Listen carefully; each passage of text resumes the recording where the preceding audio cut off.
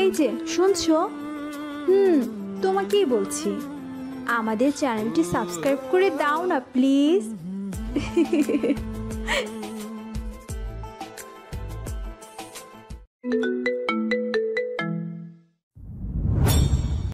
অ্যাক্সিডেন্টের কোনো ইফেক্ট তোমার উপর পড়েনি।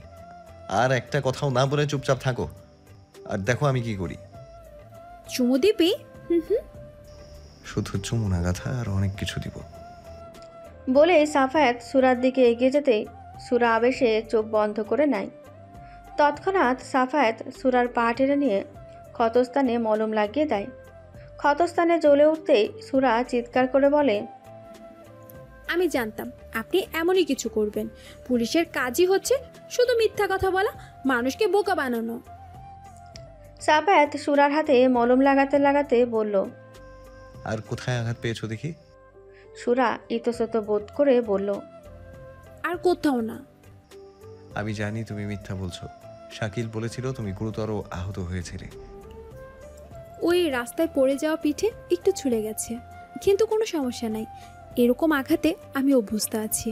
বাবা মা ছাড়া চাচির সংসারে বড় হয়েছি তো আঘাত আমার নিত্যদিনের সঙ্গী ছিল। জানেন, সুন্দর বেটা মানুষ, চাচি আমাকে খুব মারত। একবার হাত থেকে পড়ে একটা কাচের গ্লাস ভেঙে গিয়েছিল, তার জন্য চাচি খুন্তি গরম করে ছ্যাঁকা দিয়েছিল। ব্যথায় ছটফট করেছিলাম আমি, কিন্তু চাচির মন গলেনি।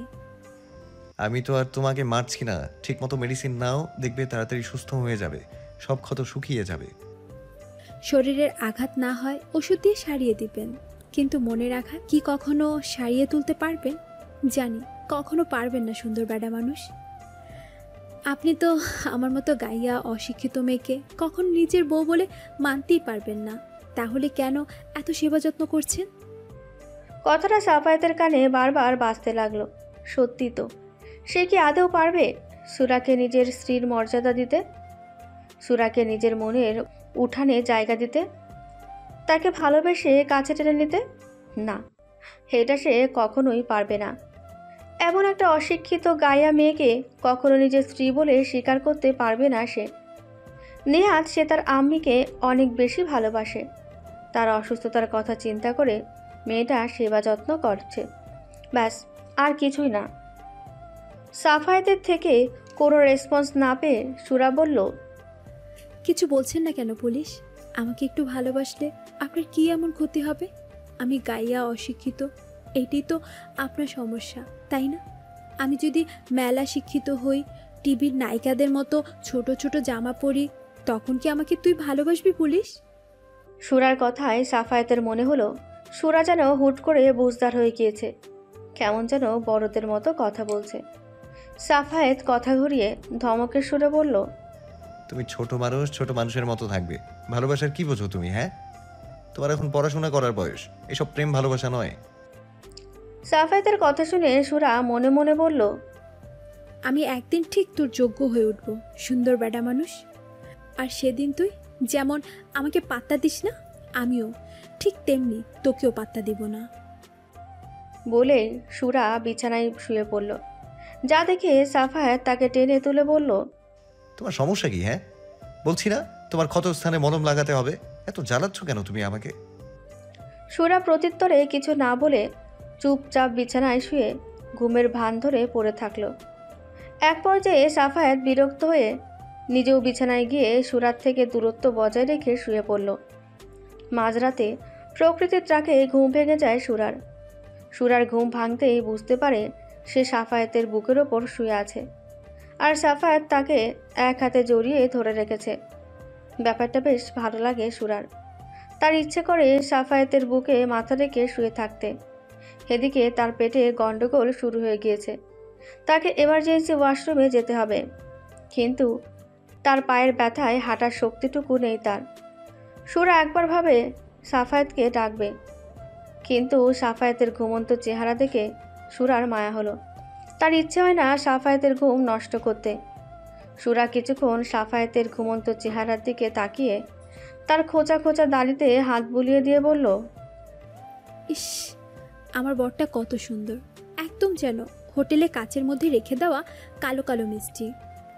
হোটেলে কাচের মধ্যে রাখা কালো মিষ্টিগুলোর প্রতি লোভ থাকলো, যেমন সেই মিষ্টি ছুঁয়ে দেখার সাধ্য আমার ছিল না, ঠিক তেমনি আপনার প্রতি লোভ থাকার পর আপনাকে আমার ছুঁয়ে দেওয়ার সাধ্য নেই, সুন্দর বেডা মানুষ। পরক্ষণে সুরা কিছু একটা ভেবে বলল, আপনি আমাকে মানুন বা না মানুন, পবিত্র কালেমা পড়ে আমাদের বিয়ে হয়েছে, আর বাঙালি মেয়েদের একবারই বিয়ে হয়। আপনার প্রতি অধিকার আছে আমার, হোক না সেটা সজ্ঞানে বা অজ্ঞানে। বলে সুরা সাফায়েতের কপালে চুমু দিয়ে আস্তে আস্তে বিছানা থেকে নেমে গেল। সুরা বিছানা থেকে নেমে কোনো মতে খোঁড়াতে খোঁড়াতে 2-3 কদম এগিয়ে পায়ের ব্যথায় কুকিয়ে উঠে নিচে বসে পড়ে। নিজেকে বড্ড অসহায় লাগে সুরার। ঘুমের মধ্যে হঠাৎ কারো গোঙানির আওয়াজ শুনে ঘুম ভেঙে যায় সাফায়েতের। সাফায়েত তড়িঘড়ি করে উঠে তার বিছানার বাঁ পাশ ছাত্রে দেখে কোথাও সুরা নেই। সাফায়েত তৎক্ষণাৎ রুমের লাইট জ্বালিয়ে দিয়ে বিছানা খালি আর সুরা মেঝেতে বসে কান্না করছে। সাফায়েত আর এক মুহূর্ত দেরি না করে সুরাকে মেঝে থেকে তুলে বিছানায় বসিয়ে দিয়ে বলল, তুমি ঠিক কি চাইছো বলো তো?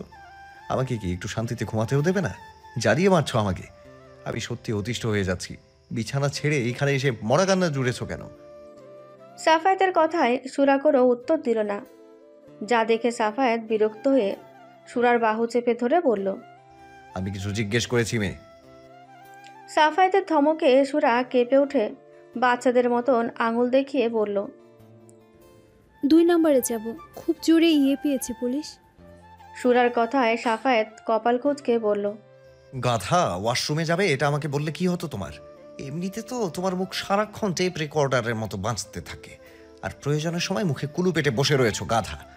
ওই আপনি অফিস থেকে ফিরে অনেক খাটাখাটনি করে অনেক রাতে ঘুমিয়েছেন, তাই আর আমি আপনাকে ডাকিনি। আপনার ভালো করে ঘুম না হলে মাথা ব্যথা হবে, তখন তো আমাকেই বকা দিবেন, বলবেন সব তোমার জন্য হয়েছে, অসভ্য বেয়াদব গাধা মেয়ে কোথাকার।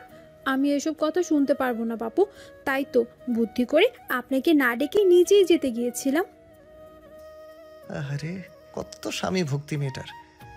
শোনো মেয়ে, তুমি আমার দায়িত্ব, আমি তোমার দায়িত্ব নই। সো আমার চিন্তা তোমার করতে হবে না, ওকে? বললেই হলো, আপনি আমার সুন্দর পুলিশ বর, আপনার কথা চিন্তা করব না তো কার কথা চিন্তা করব পুলিশ? তোমার সব চিন্তা যদি আমাকে নিয়ে না করে পড়াশোনা নিয়ে করতে, তাহলে তুমি অনেক ভালো করতে পারতে পড়াশোনায়। পড়াশোনার চিন্তা বাদ দিয়ে তোমার মাথায় সব সময় বর, ভালোবাসা এসব ঘুরে বেড়ায়। ভালোবাসা মানে বোঝো তুমি? ভালোবাসার উত্তাপ সহ্য করতে পারবে তুমি? খুব পারবো পুলিশ। সামান্য ওয়াশরুমের চাপ সহ্য করতে পারছো না? আর কি? কিছু না। বলে সাফায়েত সুরাকে বাজা করে তুলে নিয়ে ওয়াশরুমে দিয়ে নিজে দরজার বাইরে দাঁড়িয়ে বলল, দেখো, আবার পাকনামি করে ওয়াশরুমে ঘুমিয়ে বাকি রাতটুকু পার করে দিও না। কাজ হলে আমাকে বলবে, ঠিক আছে? ঠিক আছে পুলিশ।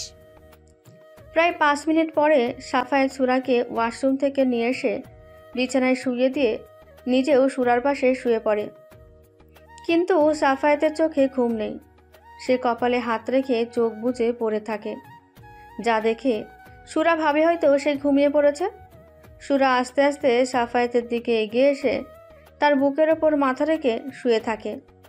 সাফায়েত কি মনে করে সুরাকে এক হাতে জড়িয়ে নিজেও ঘুমের রাজ্যে পাড়ি জমায়।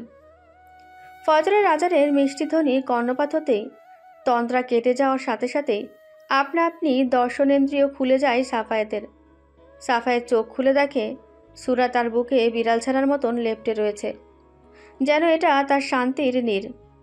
সাফায়েত অতি সাবধানে সুরাকে তার বুকের ওপর থেকে সরিয়ে বালিশে শুইয়ে দিয়ে নিজে ফ্রেশ হতে ওয়াশরুমে চলে যায়। সাফায়েত ফ্রেশ হয়ে একটা সাদা পাঞ্জাবি পরে মাথায় টুপি নিয়ে মসজিদে চলে যায়। সাফায়েত নামাজ শেষ করে এসে দেখে সুরা এখনও ঘুমিয়ে রয়েছে। সে মাথার টুপিটা রেখে এসে সুরার পাশে বসে কিছুক্ষণ সুরার দিকে তাকিয়ে থেকে তার কপালে লেগে থাকা চুলগুলো সরিয়ে দিয়ে বলল, ঘুমের মধ্যে কি নিষ্পাপ দেখাচ্ছে মেয়েটাকে। মনে হচ্ছে যেন ভাজা মাছটা উল্টে খেতেই জানে না।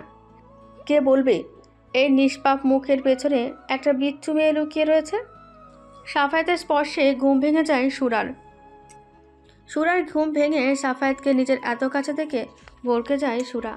সুরা কি বলবে বুঝতে না পেরে বলল, গুড্ডি মুড্ডি police, what do you mean by গুড্ডি মুড্ডি? সাফায়েতের কথা শুনে সুরা ফ্যাল করে তার দিকে তাকিয়ে বলল, কি হোয়াট বলেন? আমি বুঝি না বাপু, বাংলায় বলেন। গুড্ডি মুড্ডি তারা কি বোঝালে তুমি? আরে এটা ওই যে বড় লোকরা সকালে শুভেচ্ছা বিনিময় করে না, সেটা। গাধা, এটা গুড্ডি মুড্ডি নয়, গুড মর্নিং, ওকে? এই রুমে তো শুধুমাত্র আমি আর আপনি, তাহলে ওকে ওটা কাকে বলছেন? এই রুমে আবার কোনো পেতনি নেই তো যার সাথে আপনি কথা বলছেন? গাধা, ওকে মানে ঠিক আছে। আপনি তোমার জন্য একজন টিচার ঠিক করেছেন। তুমি সুস্থ হলে সে তোমাকে পড়াতে আসবে, তখন মন দিয়ে পড়াশোনা করবে, ওকে? আমি একদম ঠিক আছে পুলিশ। আপনি মাস্টার মশাইকে আজ থেকে পড়াতে আসতে বলবেন। আমি মন দিয়ে পড়াশোনা করব। আমি যত তাড়াতাড়ি পড়াশোনা শিখতে পারবো আপনি আমাকে তত তাড়াতাড়ি ভালোবাসবেন, তাই না পুলিশ? আপনি আমাকে কেন ভালোবাসতে পারেন না পুলিশ? আমি তো দেখতে একেবারে খারাপও নই। আমার পাড়ার লোকেরা বলতো আমি নাকি পাড়ার মধ্যে সবচেয়ে বেশি সুন্দরী মেয়ে।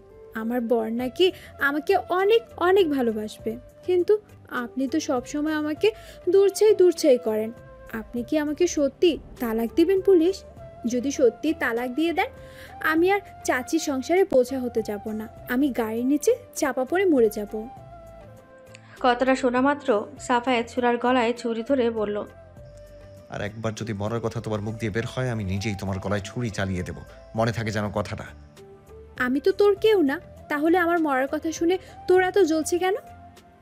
তুমি বড্ড বেশি কথা বলো মেয়ে। ছোট মানুষ ছোট মানুষের মতো থাকবে। আমাকে দয়া করে আর জ্বালিও না মেয়ে। এখন চলো, ফ্রেশ হতে হবে তোমাকে। না, আমি কোথাও যাব না। আগে আমি আমার প্রশ্নের উত্তর চাই। আপনি যদি আমাকে ভালোবাসতে না পারেন তাহলে আপনার দয়ার কোনো প্রয়োজন নেই আমার।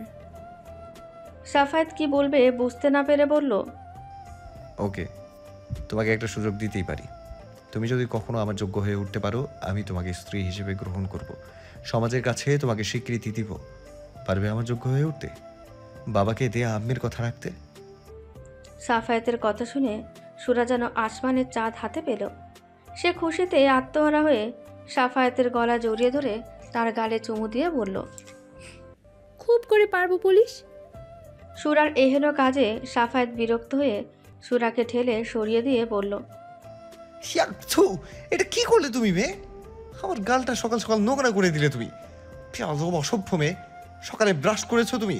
মুখ থেকে বিশ্রী গন্ধ আসছে তোমার। ব্রাশ করলে আরো চুমু খেতে দিবেন পুলিশ? সাফায়েত তৎক্ষণাৎ তার মাথাটা এগিয়ে দিয়ে বলল, চুমু খাওয়ার থেকে তুমি বরং আমার মাথাটা চিবিয়ে চিবিয়ে খেয়ে ফেলো। চুমুর থেকে এটার স্বাদ আরো অনেক বেশি। সুরা কিছু বলতে যাবে তার আগেই নুজাইফা রুমের মধ্যে এসে বলল, সরি ভাইয়া, নক না করে ভুলে চলে এসেছে। দাঁড়াও, আমি আবার বাইরে গিয়ে নক করে ভেতরে আসছি। সাফায়েত তাকে বাধা দিয়ে বলল, এই দাঁড়া, রুমে যখন এসে গিয়েছিস তখন আবার অনুমতি নিয়ে আসার কোনো প্রয়োজন নেই। কেন এসেছিস তাই বল। কেন ভাইয়া, আমি ভুল সময় এন্ট্রি নিয়ে ফেলেছি? আই মিন, তোমাদের রোম্যান্সের বাধা সৃষ্টি করলাম না তো? নুজাইফার কথা শুনে সাফায়েত তার কান মলে দিয়ে বলল, তুইও এই বেয়াদব অসভ্য মেয়েটার মতো লাগাম ছাড়া কথাবার্তা বলা শুরু করে দিয়েছিস। তুই আজ থেকে এই মেয়েটার সাথে একদম মিশবি না, ওর থেকে দূরে দূরে থাকবি। বলেই হলো। আমার কত কিউট একটা ভাবি মনি, দেখলেই কেমন গাল চট্টিন লিধা আদর করতে মন চায়। তোমার মন চায় না ভাইয়া? আমি যে তোর সিনিয়র, এটা কি তুই ভুলে গিয়েছিস? না ভাইয়া। তুই যাবি আমার রুম থেকে? যাচ্ছি জনাব, আমি আপনার রুমে থাকতে আসিনি, ওকে? ভাবি মনিকে দেখতে এসেছিলাম, তার কি অবস্থা? দেখা হয়ে গেছে তো, এবার নিচে যা। ভাগ্য ভালো যে ভাবি মনির কোনো দেবর নেই। দেবর থাকলে তুমি তাকে ভাবি মনির ছায়াও দেখতে দিতে না। বলেই রাগে গজগজ করতে করতে রুম থেকে বেরিয়ে গেল নুজাইফা। নুজাইফার যাওয়ার পানে তাকিয়ে সুরা বলল, ইস, আমার ননদটাও আমার বরের মতো কি মিষ্টি দেখতে। আপনারা সবাই কত মিষ্টি দেখতে। আমার বাচ্চা কাচ্চাও হয়তো আপনাদের মতো অত সুন্দর হবে দেখতে, তাই না? সুরার প্রশ্ন শুনে সাফায়েত মনে মনে বলল, তোমার মাথা থেকে যদি এই বর বাচ্চা কাচ্চা আদর ভালোবাসার ভূত না নামিয়েছি, আমার নামও সাফায়াত নয়। বলে সে সুরাকে পাজা করে তুলে নিয়ে ওয়াশরুমে নামিয়ে দিল। সুরাকে ব্রাশ করিয়ে হাত মুখ ধুয়ে ফ্রেশ করিয়ে দিল, যার ফলে সুরার গায়ে থাকা শার্টটা ভিজে গেল। যা দেখে সাফায়েতের মাথায় দুষ্টবুদ্ধি চেপে বসল। সে তৎক্ষণাৎ সুরাকে দেওয়ালের সাথে চেপে ধরে সুরার গায়ে থাকা শার্টের বোতাম খুলতে শুরু করলো। সাফায়াতের স্পর্শে যেন সুরা বাকরুদ্ধ হয়ে গেল। তার সারা শরীর থরথর করে কাঁপতে শুরু করলো। সে কাঁপা কাঁপা স্বরে বলল, কি করছেন পুলিশ? আমার সুসুরি লাগছে। আপনি আমার থেকে দূরে সরে যান পুলিশ। আমার কেমন যেন লাগছে। সাফায়াত মনে মনে বলল, এই তো লাইনে আসছো। আজকের পর তোমার এমন অবস্থা করবো যে আজকের পর থেকে তোমার মাথা থেকে সব ভালোবাসার ভূত নেমে যাবে। বলে সাফায়াত সুরার শার্ট কাঁধ থেকে নামিয়ে তার কাঁধে একটা চুমু দিল। মুহূর্তের মধ্যে যেন সুরার শরীরে কারেন্ট বয়ে গেল। সে এক হাত দিয়ে সাফায়াতকে ঠেলে সরিয়ে দেওয়ার চেষ্টা করে বলল, ছি ছি ছি পুলিশ, এসব কি করছেন আপনি? কেন? তোমাকে ভালোবাসছি, আদর করছি। তুমি তো এটাই চাও, তাই না? সব সময় বাচ্চা কাচ্চা আদর ভালোবাসা করে আমার মাথা খারাপ করে দাও। তাহলে এখন ছিছি করছো কেন? তোমার না বাচ্চা চাই? বলে সাফায়াত সুরার ঘাড়ে আরও একটা চুমু দেয়। হ্যাঁ চাই তো, তাই বলে আপনি আমার সাথে এমন করবেন? ছি ছি ছি, আমি আপনাকে ভালো মনে করেছিলাম, আর আপনি কি না? আমি থাকবো না আপনার সাথে। আমি আজ থেকে আমার শাশুড়ি মায়ের সাথে থাকবো, আর মাকে এটাও বলে দিব যে আপনি আমার সাথে কি কি করেছেন। সিরিয়াসলি এসব বলবে তুমি আম্মির কাছে? যাও গিয়ে বলো। তুমি তো আমার সাথে থাকতে চাইছো না, তাই না? কিন্তু তুমি যদি আম্মিকে বলো আমি তোমার সাথে কি কি করেছি, তাহলে আমি জোর করে তোমাকে আমার কাছে রেখে যাবে। আর আমি এখন থেকে তোমাকে সবসময় এইভাবেই আদর করব। না না বাপু, আমার চাই না আপনার ভালোবাসা। আমি ভালো মাকে কিছুই বলবো না, তবুও আমি আপনার সাথে থাকবো না। বলে সুরা খোঁড়াতে খোঁড়াতে ওয়াশরুম থেকে বেরিয়ে আসলো। যা দেখে সাফায়াত হো হো করে হেসে উঠে বলল, আচ্ছা জব্দ হয়েছে বেয়াদব অসভ্য মেয়েটা। পরক্ষণে সাফায়াত কিছু একটা ভেবে দৌড়ে রুমে এসে সুরাকে পাজা কোলে তুলে বিছানায় বসিয়ে দিয়ে ধমকের সুরে বলল, তুমি কবে বড় হবে বলো? তুমি নিজের ভালো মন্দটাও বুঝতে পারো না। সুরা সাফায়াতের থেকে নিজেকে ছাড়িয়ে নিয়ে বলল, আমার বাচ্চা চাই না। আপনি দয়া করে আমার সাথে এসব করবেন না পুলিশ। আমি থাকবো না আপনার সাথে। আমি ভালো মার কাছে যাব। বলেই সুরা বিছানা থেকে নামতে যাওয়ার আগেই সাফায়াত তাকে থামিয়ে দিয়ে বলল, গাধা, তোমার দিকে একবার তাকিয়ে দেখো। শার্টের 2টা বোতাম খোলা রয়েছে, তারপর আবার ভেজা। শরীরে ভাঁজ স্পষ্ট বোঝা যাচ্ছে তোমার। তুমি এই অবস্থায় নিচে যাচ্ছ গাধা। তো কি হয়েছে? নিচে বাবা আছে। তাছাড়া যখন তখন বাবার সাথে দেখা করতে তার বিজনেস পার্টনাররা আসতে পারে। আমাদের ড্রাইভার রহমান আঙ্কেল আসতে পারে। যখন তখন যে কোনো পুরুষ মানুষ আসতে পারে। তুমি তাদের সামনে এইভাবে যাবে গাধা? তো আপনি কি পুরুষ ছাড়া মহিলা? আমি আপনার সামনে এইভাবে থাকতে পারলে তাদের সামনে কেন যেতে পারবো না? সুরা এতটাও অবুঝ নয় যে অন্য পুরুষের সামনে এইভাবে যাবে। সে সাফায়াতের মুখ থেকে শুনতে চেয়েছিল, আমি তোমার বিয়ে করা বর। আমার সামনে তোমার যেভাবে খুশি তুমি সেভাবে থাকতে পারবে, কিন্তু অন্য পুরুষের সামনে এইভাবে যেতে পারবে না, কখনোই না। কিন্তু সাফায়া সেরকম কিছু না বলে শুধু বলল, আমাকে তাদের সাথে তুলনা করছো? শুধু শুধু কি তোমাকে গাথা বলি? যাক, বাদ দিলাম। তোমার মতো মাথায় গোবর পুরাকে বুঝিয়ে কোনো লাভ নেই। নিজেই নিজের খেয়াল রাখতে পারো না, আবার বাচ্চার মা হতে চাও। যতক্ষণ না পর্যন্ত তোমার ড্রেস আসছে ততক্ষণ এই রুম থেকে বাইরে যাবে না তুমি। আমি নুজাইফাকে পাঠিয়ে দিচ্ছি, ও এসে তোমার ভেজা শার্ট চেঞ্জ করে আমার একটা ভালো শার্ট পরিয়ে দেবে। ঠিক আছে পুলিশ। ভেজা কাপড়ে আমার কেমন জানি গা চুলকাচ্ছে। সাফায়াত নুজাইফার রুমে গিয়ে দেখে নুজাইফা তার রুমে নেই। নাজমা দেওয়ান, মাজেদা খালা তারাও নিজেদের কাজে ব্যস্ত। সাফায়াত হতাশ হয়ে ফিরে এসে নিজেই সুরার শার্ট চেঞ্জ করে দিতে যায়। কিন্তু সাফায়াত সুরার শার্টের বোতামে হাত দিতেই সুরা সাফায়াতের হাতে কামড় বসিয়ে দেয়। সাফায়াত সুরাকে কিছু বলতে যাবে, তার আগেই নাজমা দেওয়ান রুমে প্রবেশ করে। তাকে দেখে সাফায়াত রাগান্বিত হয়ে বলল, আমি এই রাক্ষসী মেয়েটাকে আমার রুম থেকে নিয়ে যান। ওকে যেন আর আমার চোখের সামনে না দেখি। যবে থেকে এই মেয়েটাকে আমার ঘাড়ে ঝুলিয়ে দিয়েছেন, তবে থেকে আমার জীবন থেকে সুখ শান্তি বিলীন হয়ে গিয়েছে। আমি দুদণ্ড শান্তি করতে পারছি না। আমি জ্বালিয়ে মারছে আমাকে এই বেয়াদব অসভ্য মেয়েটা। কেন রে শাফি, কি হয়েছে? সুরা তো অসুস্থ, একটা অসুস্থ মেয়ে তোর আবার কি ক্ষতি করলো? কি করেনি তাই জিজ্ঞেস করুন। আমি ওর ভেজা শার্ট আমি চেঞ্জ করে দিতে গিয়েছিলাম, আর ও আমার হাত কামড়ে গোস্ত উঠিয়ে নিয়েছে। জীবনে তো কখনো গোস্তের মুখ চোখে দেখেনি, তাই তো মাঝে মাঝে আমার গোস্ত খাওয়ার চেষ্টা করে। বেয়াদব মেয়েটাকে আমার চোখের সামনে থেকে নিয়ে যান আমি। আমি নিজেই ভালো মার কাছে চলে যাচ্ছি, আপনার মতো খারাপ লোকের সাথে থাকার কোনো ইচ্ছেই আমার নেই। বলেই সুরা নাজমা দেওয়ানের গলা জড়িয়ে ধরে বলল, আমাকে নিয়ে চলেন মা, ওই লোকটা অনেক খারাপ মা। লোকটা আমার সাথে কি কি করেছে আপনি জানেন না মা। জানতে চাইও না, স্বামী স্ত্রীর মধ্যকার কথা তৃতীয় ব্যক্তির কাছে বলতে হয় না মা।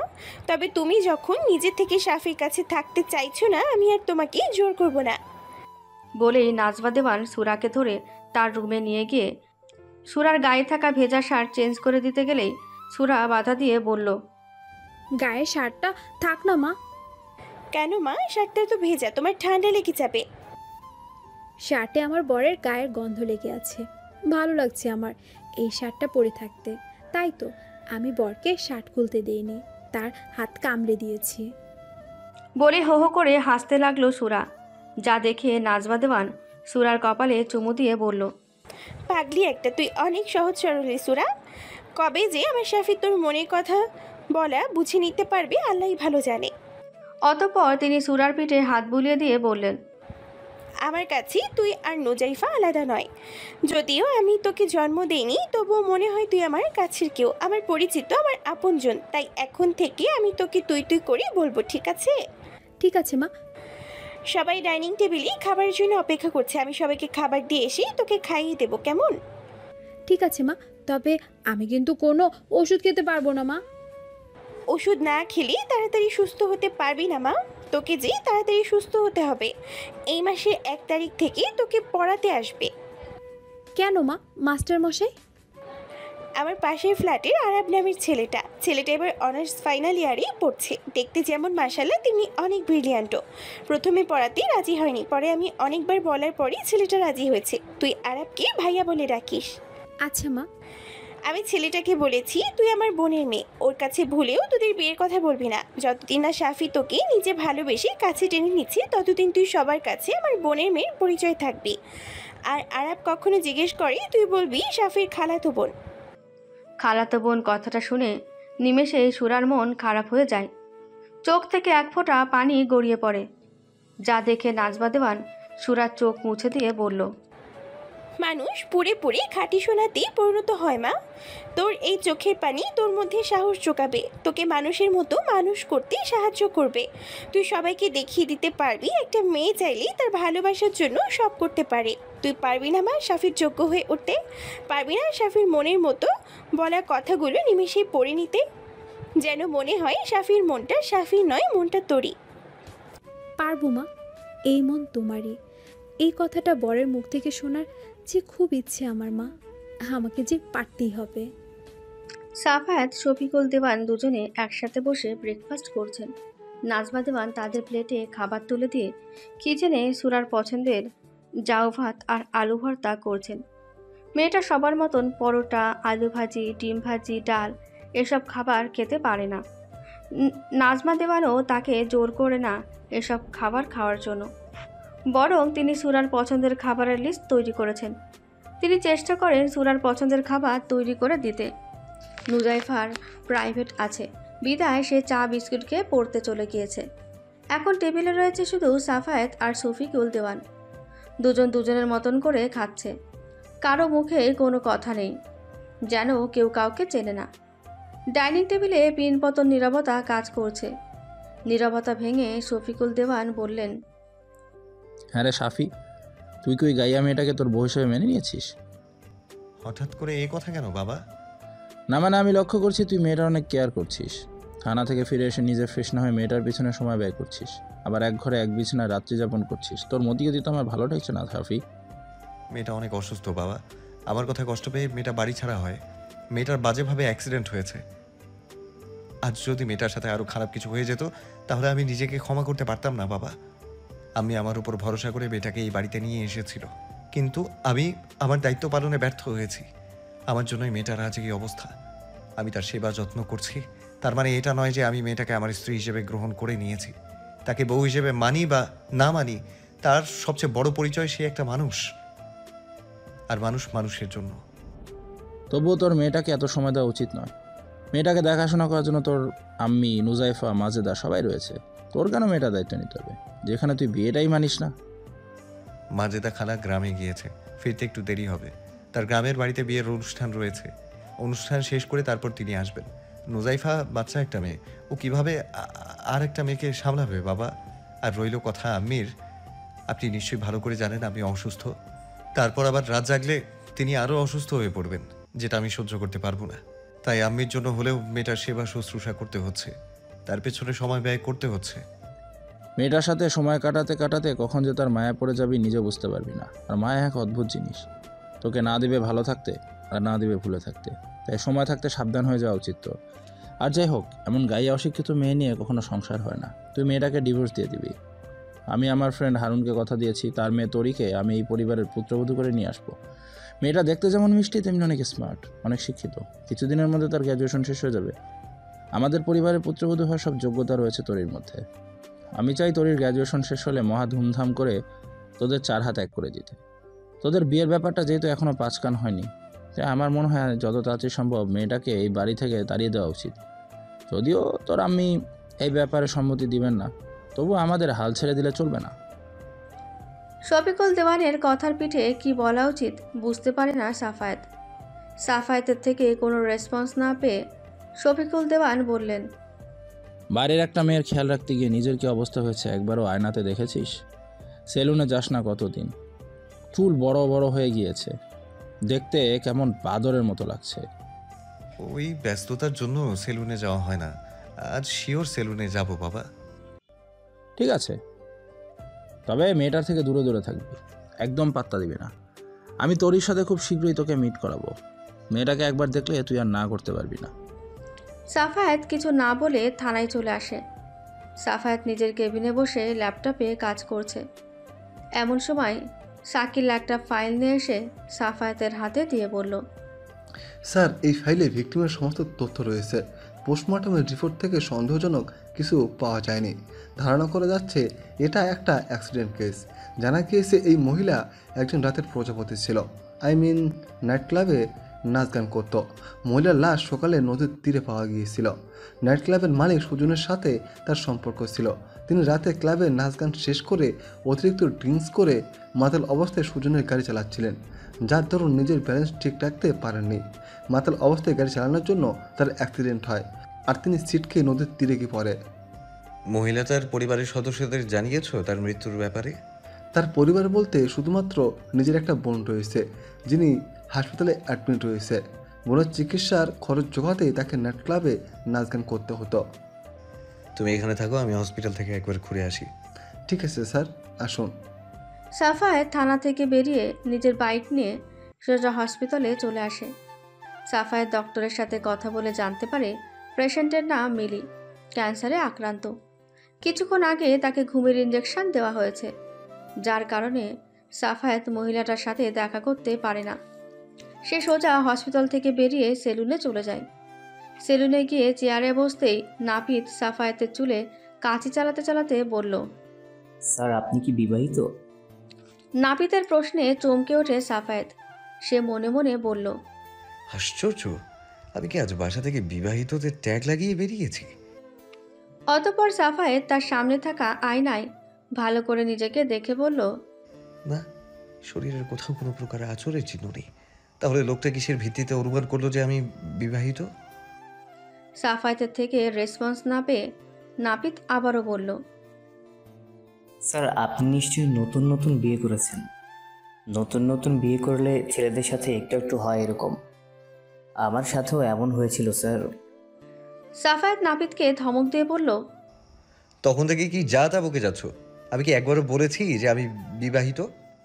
নাপিত তৎক্ষণাৎ সাফায়েতের মাথা থেকে কিছু একটা নিয়ে সাফায়েতের হাতে দিয়ে বলল। তাহলে এটা কি স্যার? সাফায়েত বড় বড় চোখ করে বলল, উকুন? আমার মাথায় উকুন আসলো কোথা থেকে? আমারও ঠিক একই প্রশ্ন। সাধারণত মেয়েদের মাথায় উকুন থাকে, আর নতুন নতুন বিয়ের পর উকুন বাবা বউয়ের মাথা থেকে জামাইয়ের মাথার রক্তের স্বাদ নিতে আসে। এখন আপনি যদি বিবাহিত না হয়ে থাকেন তাহলে আপনার মাথায় উকুন আসলো কোথা থেকে? যত সব ফালতু লজিক তোমার।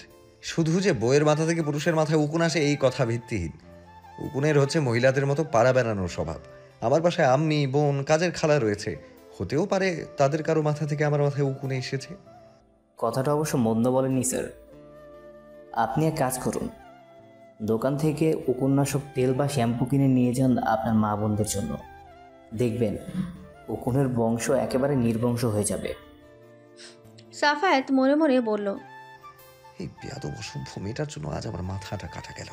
মেয়েটার জন্য কোথাও গিয়ে শান্তি নেই।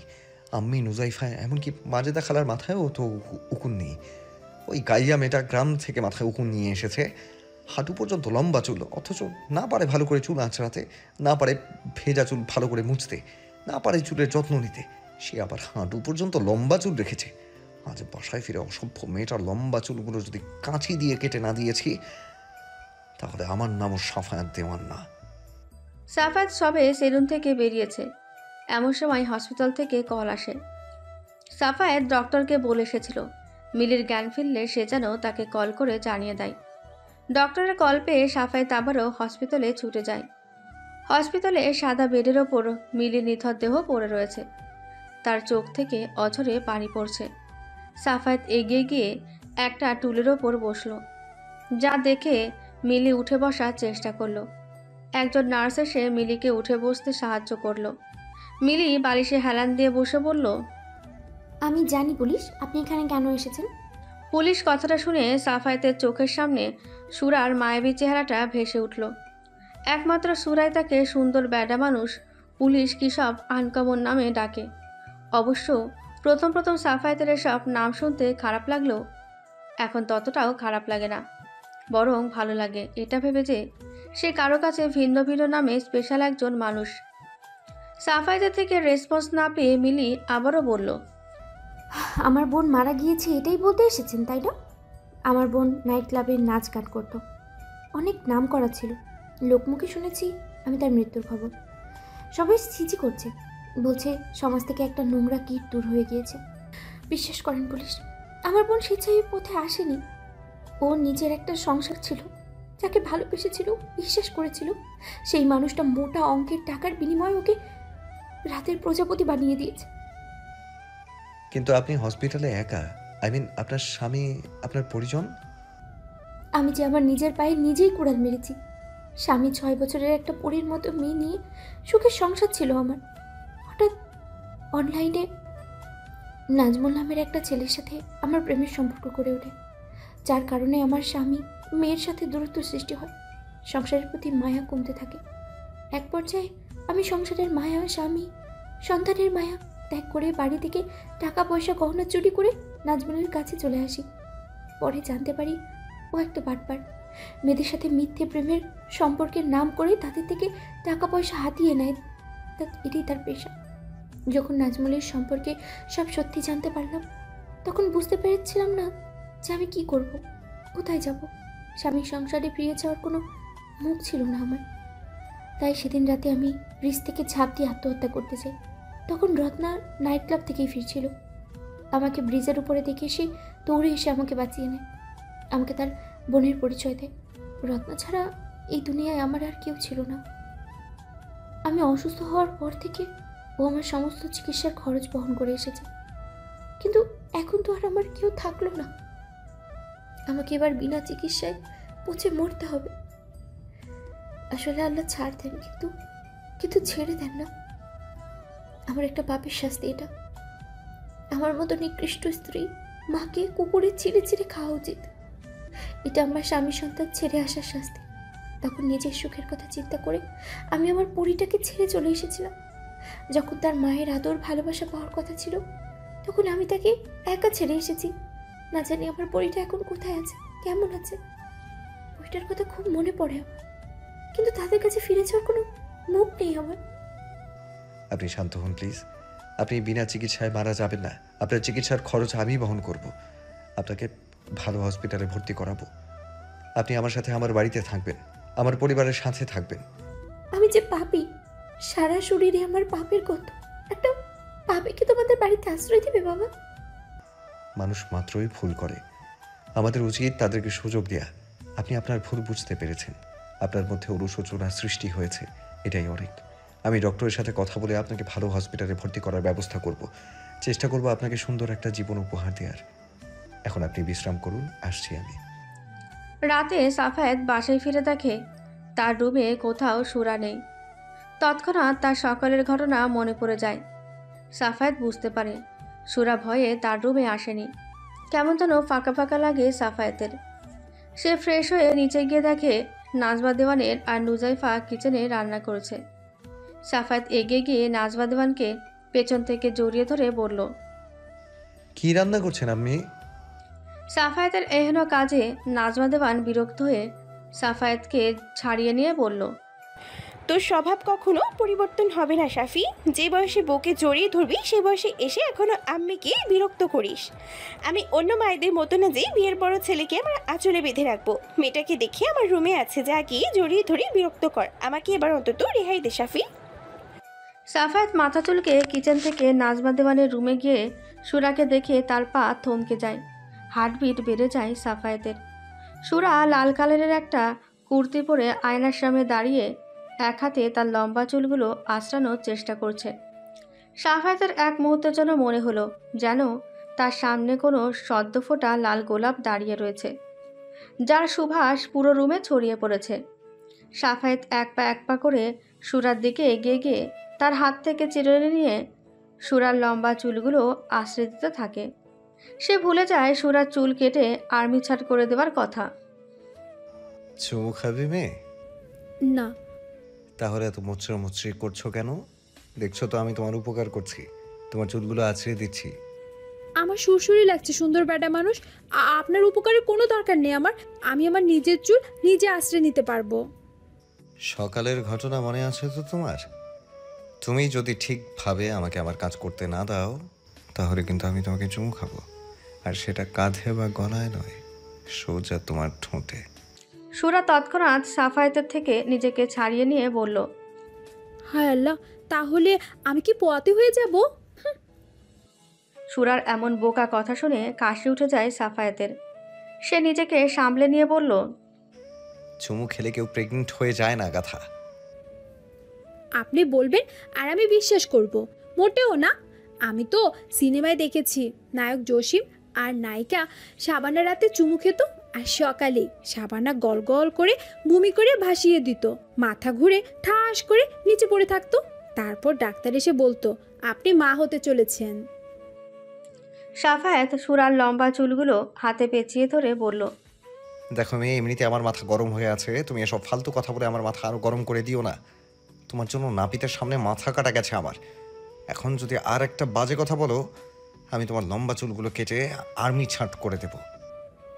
আমার চুল কাটবেন না দয়া করে, আমি আপনার সব কথা শুনবো। এই তো গুড গার্ল। অতঃপর সাফায়েত সুরাকে একটা চেয়ারের ওপর বসিয়ে একটা প্যাকেট খুলে উপন্যাসক তেল বের করে একটা ছোট বাটিতে ঢেলে নিয়ে সুরার চুলে তেল দিয়ে সুন্দর করে ম্যাসেজ করে দিল। ব্যাপারটা বেশ ভালো লাগলো সুরার। আবেশে তার চোখ বন্ধ হয়ে এলো। তার বাবার সাথে কাটানো দিনগুলো মনে পড়ে গেল। তার বাবাও ঠিক এইভাবেই সুরার মাথায় তেল দিয়ে ম্যাসেজ করে দিত।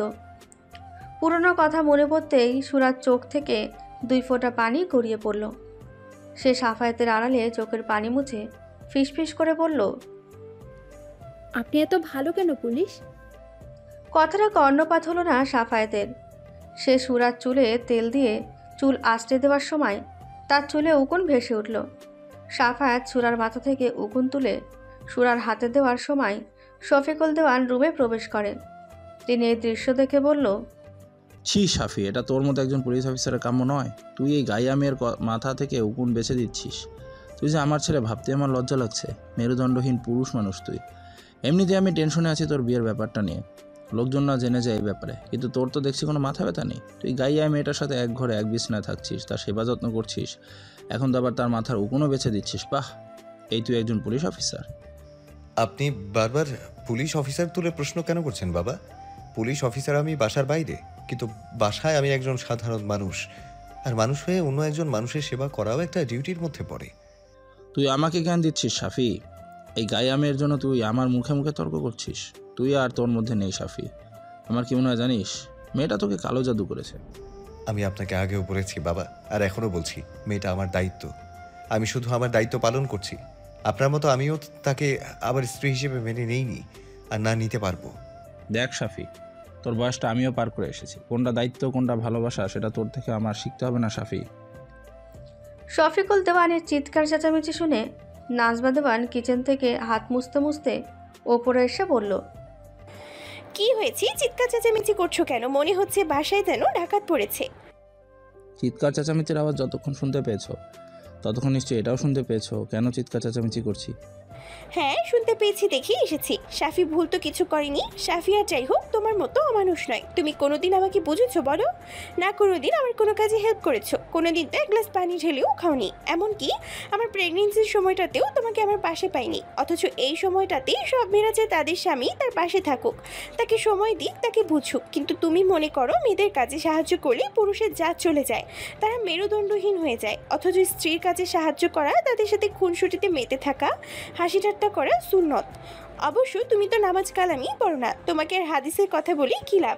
মরার তো কোনো ভয় নেই তোমার। থাকলে কি আর একটা পবিত্র সম্পর্ক ভাঙার জন্য সবসময় নিজের ছেলেকে ফোর্স করতে পারতে? তুমি কিন্তু অনেক বেশি কথা বলছো নাজমা। তোমাকে বেশি কথা আমি কখনো কোনো দিনও বলিনি। এই বাড়ি ধন দৌলত সব আমার নিজের হওয়ার পরেও আমি কিন্তু কখনো বলে দাবি করিনি। যদি বেশিই বলতাম তাহলে তোমার মতো অমানুষের সংসার করতাম না। কিন্তু আমি সেসব কিছুই করিনি। কারণ কি জানো? আমার কাছে টাকা পয়সার থেকে সম্পর্কের মূল্য অনেক বেশি, কিন্তু তোমার কাছে সম্পর্কের কোনো মূল্য নেই। নাজমা দেওয়ানের কথার পিঠে শফিকুল দেওয়ান কোনো কথা না বলে চুপচাপ তার রুমে চলে গেল। তার যাওয়ার পানে তাকিয়ে নাজমা দেওয়ানও কিছু না বলে চোখের পানি মুছে রুম থেকে বেরিয়ে গেলেন। সে রাতে আর কারো খাওয়া হলো না। অবশ্য নাজমা দেওয়ান ডাইনিং টেবিলে সবার খাবার গুছিয়ে রেখে এসেছিলেন, কিন্তু কেউই খেতে আসেনি। সাফায়াত নিচে ডিনারের জন্য গিয়ে দেখে যেরকম খাবার সেরকমই রয়েছে, যা দেখে সে নিজেও রুমে চলে এলো। সব কিছুতে কেন জানি তার বিরক্ত লাগছে। সাফায়াত বিছানায় গা এলিয়ে দিয়ে বিরক্তিতে এপাশ ওপাশ করতে লাগলো। সে বুঝে উঠতে পারছে না বিরক্তির কারণ। সে নিজের চুল টেনে ধরে বলল, তার মানে আমার সব বিরক্তির কারণ কি ওই গাইয়া মেয়েটা? উফ, এই বেয়াদব অসভ্য মেয়েটা আমাকে জ্বালিয়ে মারছে, কিছুতেই আমাকে শান্তি দিচ্ছে না। এতদিন আমার সাথে থেকে আমাকে জ্বালিয়ে মেরেছে, আর আজ আমার দূরে থেকেও আমাকে জ্বালিয়ে মারছে। ধ্যাৎ, আমি কেন ভাবছি ওই বেয়াদব অসভ্য মেয়েটার কথা? আমি তো নিজেই চেয়েছি ও আমার থেকে দূরে থাকুক। এই জন্য সকালে মেয়েটাকে ভয় দেখিয়েছি। মেয়েটা আমার সাথে নেই, আমার তো খুশি হওয়ার কথা, আমার শান্তি করে ঘুমানোর কথা। অথচ আমি না পারছি মেয়েটার কথা বলতে, না পারছি শান্তি করে ঘুমোতে। মনটা বড্ড অশান্ত লাগছে আমার। তাহলে কি বাবার কথাই সত্যি হয়ে গেল? আমার মন কি ওই বেয়াদব অসভ্য মেয়েটার হয়ে গেল? না না, এটা কিছুতেই হতে পারে না। ও গড, আমি কেন ভাবছি মেয়েটার কথা? সে তো আমাকে ছেড়ে দিব্যি ভালো রয়েছে। আমি যে রাতে খাইনি সে খেয়ালও নেই তার। আবার আমাকে তার স্বামী বলে দাবি করে। শুনেছি বাঙালি মেয়েরা নাকি স্বামীকে অনেক ভালোবাসে, শ্রদ্ধা করে। স্বামী না খেয়ে থাকলে স্ত্রীও নাকি খায় না। কিন্তু মেয়েটা তো ঠিকই খেয়েছে। আরে আমি না হয় তাকে স্ত্রী হিসেবে মানি না, কিন্তু সে তো আমাকে স্বামী হিসেবে বনে প্রাণে মেনে নিয়েছে, তাই না? সে কিভাবে পারলো আমাকে ছেড়ে নিজে খেয়ে নিতে? আমি আবারও ভাবছি মেয়েটার কথা। আমি আর একবারও মেয়েটার কথা ভাববো না। বলে সাফায়াত বিছানার এপাশ ওপাশ করতে লাগলো। কিন্তু ঘুম যেন তার সাথে আজ লুকোচুরি খেলছে। কিছুতেই তার চোখে ঘুম ধরা দিতে চাইছে না। সাফায়াত বিছানা থেকে উঠে কিছুক্ষণ বসে থেকে ও নিজেকে শান্ত করতে পারল না। এক পর্যায়ে সে বিছানা থেকে নেমে গুটি গুটি পায়ে নাজমা দেওয়ানের রুমের দিকে অগ্রসর হতে লাগলো। সে ভেবেছিল হয়তো সুরা ঘুমিয়ে পড়েছে, কিন্তু সাফায়েত দরজার সামনে এসে দেখল রুমের লাইট এখনও অফ হয়নি। তার আম্মি সুরা দুজনেই জেগে রয়েছে। নাজমা দেওয়ানের হাতে খাবারের প্লেট রয়েছে। তার চেহারার ভাবভঙ্গি দেখে মনে হচ্ছে সে কোনো কিছুর জন্য বিরক্ত হয়ে আছে সুরার ওপর। সে বিরক্তি নিয়ে বলল, অনেক রাত হয়েছে, খেয়ে নে মা। সেই সন্ধ্যায় একটু যাও ভাত খেয়েছিস, ক্ষুধা লাগেনি তোর? লেগেছে, কিন্তু আমি খাবো না মা। আপনি বললেন পুলিশ রাতে খায়নি, পুলিশ না খেলে আমিও খাবো না। শ্বশুর আব্বা রাগ করে খায়নি বলে আপনিও খাননি, আবার সুন্দর বেডা মানুষও রাগ করে খায়নি, তাহলে আমি কেন খাবো মা? এবার কিন্তু তোর পিঠে খুন্তির মার পড়বে সুরা। খাওয়ার ব্যাপারে আমি শাফি নুজাইফাকেও ছাড় দিই না। খাবারে অনিয়ম করলে আচ্ছা করে কান মলে দিই। এখন কিন্তু তোর সাথেও সেটা করব যেটা শাফি নুজাইফার সাথে করি। মার খাওয়ার অভ্যাস আছে আমার মা।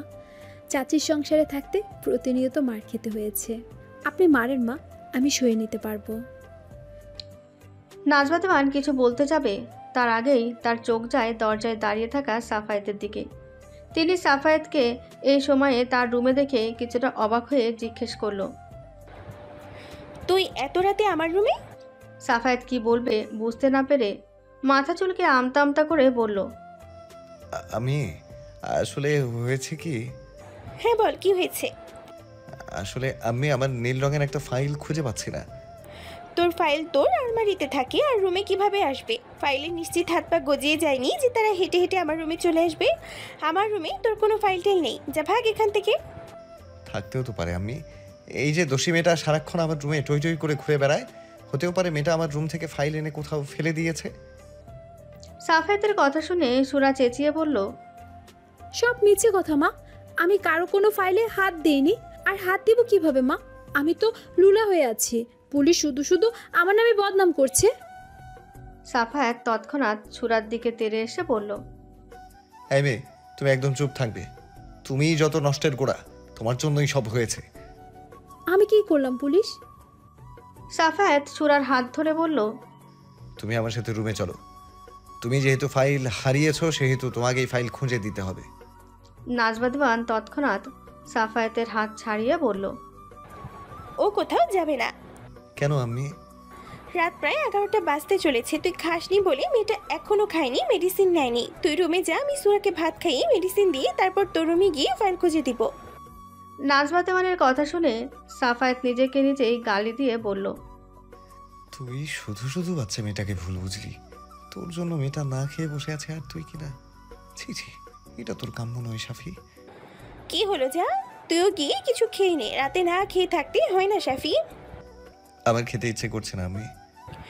আমি তো সুরার জন্য পাতলা খিচুড়ি আর ডিম করেছি, কিন্তু তুই তো পাতলা খিচুড়ি খাস না। তোর ঝরঝরে খিচুড়ি পছন্দ, তুই বরং নিচে গিয়ে খাবার নিয়ে আয়। আমি সুরাকে খাইয়ে দিয়ে তোকেও খাইয়ে দিব। একদিন পাতলা খিচুড়ি খেলে কিছু হবে না আম্মি। আমি না হয় আজ পাতলা খিচুড়ি খেলাম। সাফায়েতের কথায় নাজমা দেওয়ান খুশি হন। তিনি এক লকমা খাবার সুরার গালে দিচ্ছেন, অন্য লকমা সাফায়েতের গালে। সাফায়েত সুরা দুজনেই তৃপ্তি সহকারে খাবার খাচ্ছে। এমন সময় নুজাইফা এসে বলল, বাহ আম্মি বাহ, নিজের ছেলের বউকে খাইয়ে দিচ্ছেন, আর আমি যে না খেয়ে আছি সেদিকে কারো খেয়াল নেই। আপনার ছেলের বউ আপনার আপন হয়ে গেল আম্মি। সাফায়েত দেখল নুজাইফা বেশ রেগে আছে, চোখে পানি টলমল করছে। সাফায়েত নুজাইফাকে আরও রাগিয়ে দিতে বলল, তুই কবে আমাদের আপন ছিলি বলতো? তুই সত্যিই আমাদের নিজেদের কেউ না। তোকে তো আমরা ব্রিজের তলা থেকে কুড়িয়ে পেয়েছিলাম।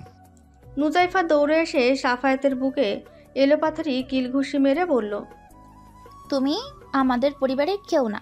তোমাকে তো আমরা বেদের মেয়েকে চাল দেবার বিনিময়ে কিনে এনেছিলাম। সাফায়েত নুজাইফাকে এক হাতে জড়িয়ে ধরে কপালে চুমু দিয়ে বলল, তাহলে তো আমি তোর ছোট, তাই না? হ্যাঁ, আজ থেকে আমাকে আপু বলে রাখবে।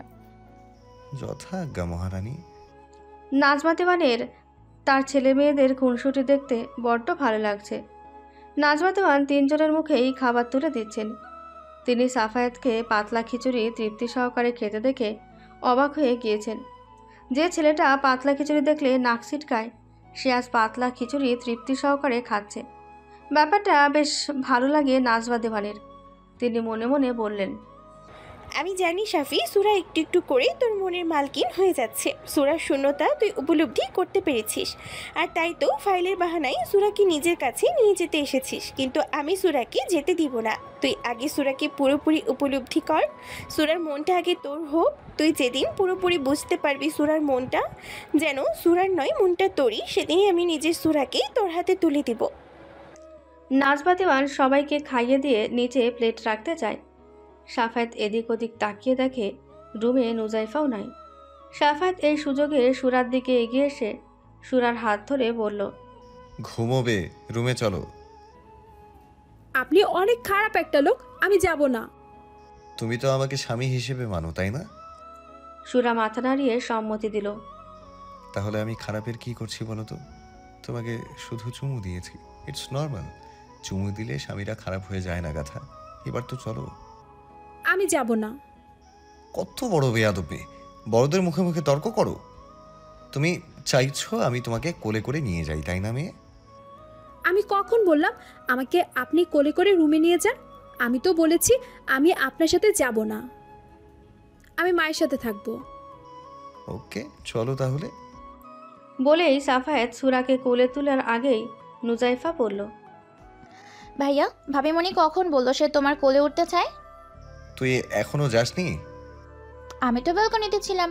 তুমি নাকি ভাবিমণিকে তোমার স্ত্রী হিসেবে মানো না? শুধু আমি কেন, পৃথিবীর কোনো পুরুষই এই বেয়াদব অসভ্যমেকে নিজের স্ত্রী হিসেবে মানতে পারবে না। ও তাই নাকি? যাকে স্ত্রী হিসেবে মানো না তাকে তোমার রুমে নেওয়ার জন্য এত পায়তারা করছো কেন? আমার দায়িত্ব পালন করছি। তাছাড়া তুই খুব ভালো করে জানিস আম্মি নিজেই অসুস্থ।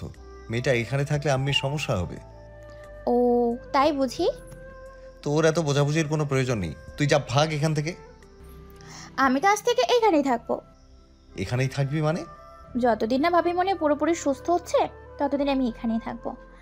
ঠিক আছে, আমি যাচ্ছি তাহলে। মেয়েটার খেয়াল রাখিস। বলে সাফায়েত রুমের বাইরে যাওয়ার জন্য পা বাড়াতেই নাজমা দেওয়ান মলিন মুখে রুমে প্রবেশ করে। তাকে দেখে সাফায়েত বিচলিত হয়ে জিজ্ঞেস করে, আপনাকে এমন দেখাচ্ছে কেন? কি হয়েছে আম্মি?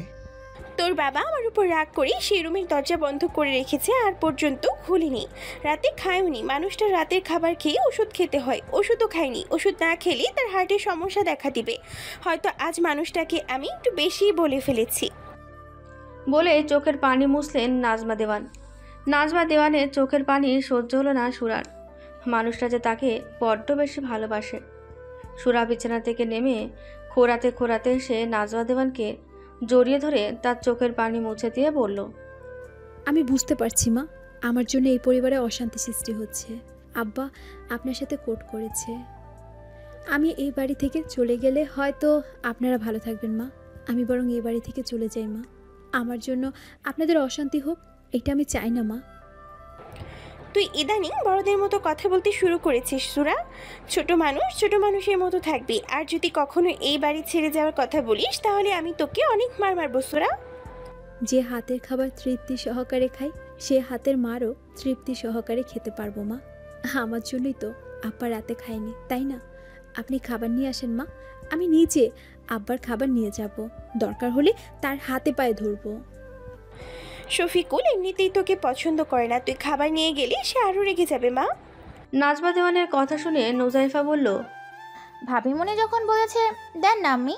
ভাবিমণি যদি সবসময় বাবার থেকে দূরে দূরে থাকে তবে বাবারা কখনোই ভাবিমণিকে নিজের পুত্র হিসেবে মেনে নেবেন না।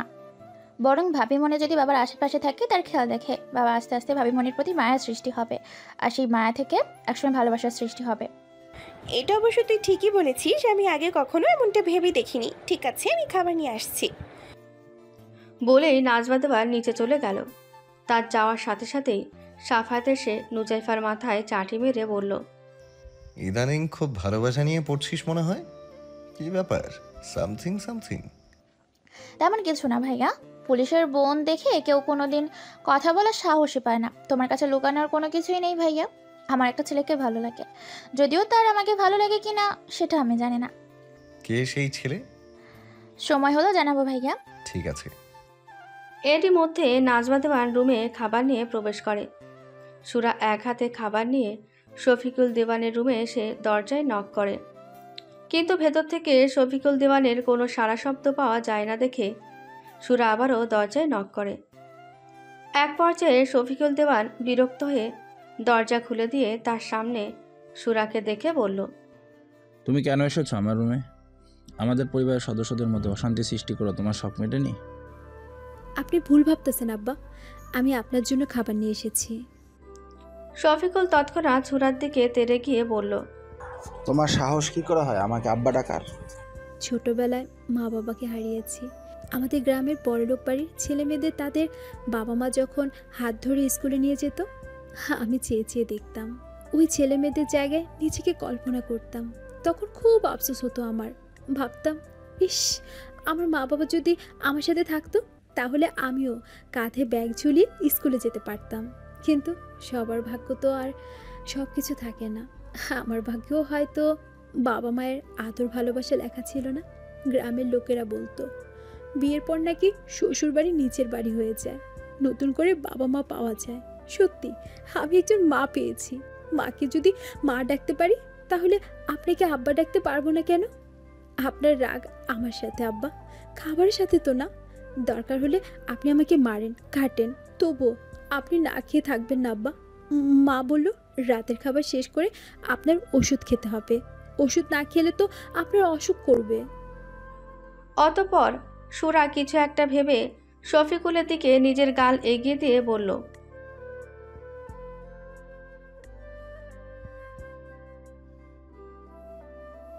সুরার এহেন কথাবার্তায় সাফায়েত সহ সবাই অবাক হয়ে যায়।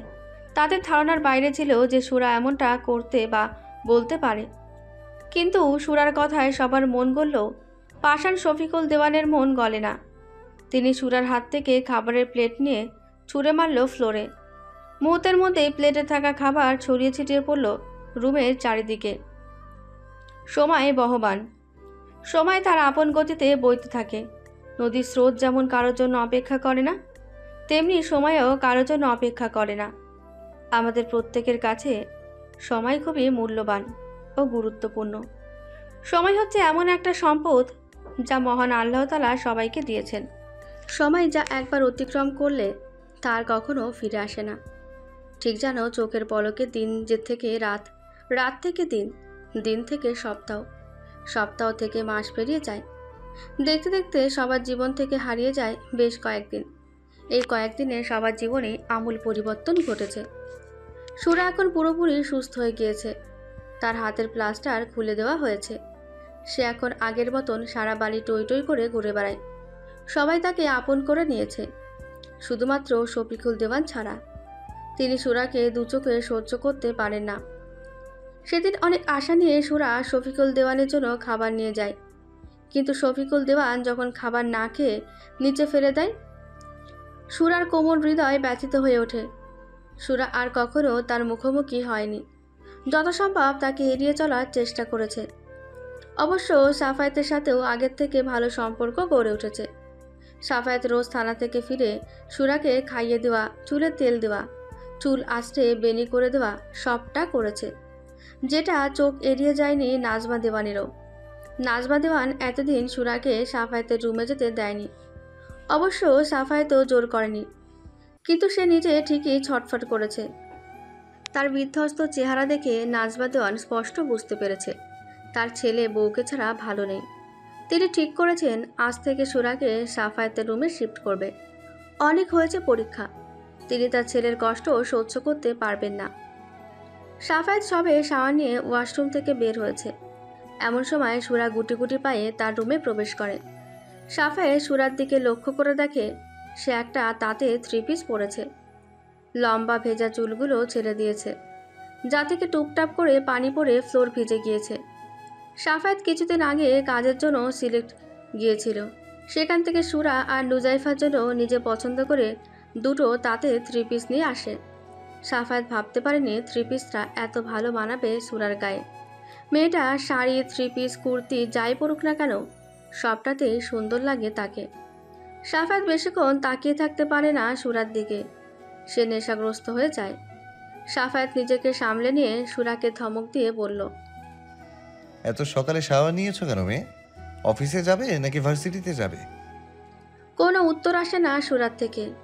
সাফায়েত সুরার থেকে রেসপন্স না পেয়ে সুরার চুল নিজের হাতে পেঁচিয়ে তাকে নিজের দিকে টেনে নিয়ে বলল, সুস্থ হয়েছ একদিনও হয়নি, এর মধ্যে আবার চাইছো চুলের পানি গায়ে বসিয়ে ঠান্ডা লাগিয়ে জ্বর বাঁধাতে। তুমি আমার একটা কথাও শোনো না মেয়ে। তোমাকে কতবার বলেছি গোসল করে ভেজা চুল ভালো করে মুছে নেবে। আমি জানি আপনি প্রথমে আমাকে বকা দিবেন, তারপর ঠিকই নিজে আবার ভেজা চুল মুছে দিবেন। তাই তো আমি আর কষ্ট করে চুল মুছতে যাই না। বলে দাঁত দিয়ে জিভ কাটে সুরা। ও তাহলে এই ব্যাপার, আমাকে জ্বালানোর নতুন ফোন দিয়ে এটেছ তাহলে? আমাকে তোমার বেতনভুক্ত কর্মচারী মনে হয়? না, এই যে এতগুলো দিন থানা থেকে ফিরেই তোমার পিছনে সময় ব্যয় করেছি, খেয়েছি। কয় টাকা বেতন দিয়েছো বলো? কয় টাকা দিয়েছো?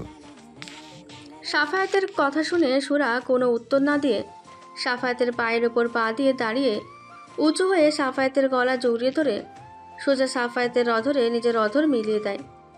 ঘটনার আকস্মিকতায় হতভম্ব হয়ে যায় সাফায়াত। সাফায়াত তৎক্ষণাৎ সুরাত থেকে নিজেকে ছাড়িয়ে নেয়। তার ঠোঁটে এখনও ভেজা ভেজা ভাব রয়েছে। সুরা এমনটা করবে সাফায়াতের ধারণার বাইরে ছিল, অথচ সুরা স্বাভাবিকভাবেই রয়েছে, যেন কিছুই হয়নি। সাফায়াত অনেকটা রেগে গিয়ে সুরার 2 বাহু ধরে বলল, এটা কি করলে তুমি? তোমার সাহস হলো কি করে এমনটা করার? কে বলেছে তোমাকে এমনটা করতে?